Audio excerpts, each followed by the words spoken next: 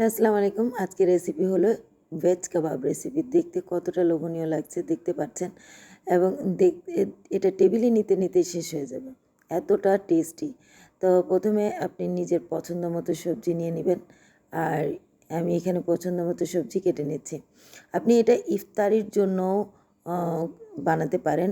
ইফতারিতে টেবিলে রেখে দিবেন, দেখবেন যে অনেক হেলদিও এবং সব সবজি বাচ্চাদের জন্য বেশি ভালো, কারণ এর ভিতরে সবচেয়ে সবজি বাচ্চা বড় সবার জন্যই এই রেসিপিটা।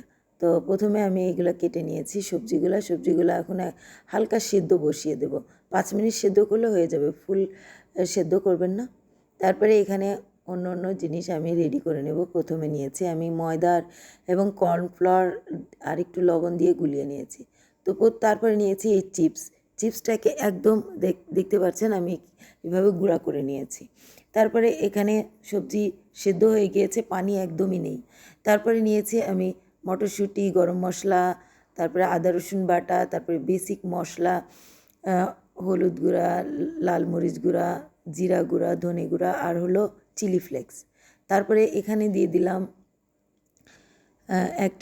দুইটা আলু, ছোট ছোট আলু দুইটা ম্যাশ করে দিয়ে দিলাম। তারপরে এই যে দেখেন আমি তারপরে দিয়ে দেবো লবণ দিয়ে, তারপরে এখানে দিয়ে দেবো বেসন দিব একটু বাইন্ডিংয়ের জন্য, যাতে কাবাবটা ভালোভাবে বানানো যায়। তো দেখতে পাচ্ছেন আমি এখন এটা হাতে নিয়ে এইভাবে দেখতে পাচ্ছেন, আপনি এইভাবে হাতে নিয়ে কাবাবটা রেডি করতে পারেন। তারপরে এই যে আমি ময়দা আর কর্নফ্লাওয়ারের যে গোলাটা গুলিয়ে রেখেছিলাম, এটাতে আমি ডুবিয়ে নেব। তারপরে নিয়ে নেব এই যে চিপসের যে এটা দিয়েছিলাম, এটা করে নেব। তো তারপর এখানে দেখতে পাচ্ছেন আমি সবগুলা এখন এগুলা তেলে ছেড়ে দেব। তো চিপস দেওয়া এই কারণেই বাচ্চারা এটার ফ্লেভার খুবই পছন্দ করে, এজন্য আপনি এটার বদলে আপনি ব্রেড ক্রামসটাও ইউজ করতে পারেন। তো চিপসটা দিলে আর দেখতে অনেক সুন্দর হয়, আর খেতেও অনেক মজা হয়, উপরটা একদম মোচমোচা ক্রিস্পি হয়। তো এই জন্যই আমি এটা ইউজ করেছি। তো দেখতে পাচ্ছেন আমার এই কাবাব আমি এপিট ওপিট 3-4 মিনিট করে ভেজে রেখে দেবো, ভেজে এভাবে তুলে নেব, দেখতে পাচ্ছেন। তো আমি সবগুলো কাবাব এভাবে ভেজে তুলে নিচ্ছি।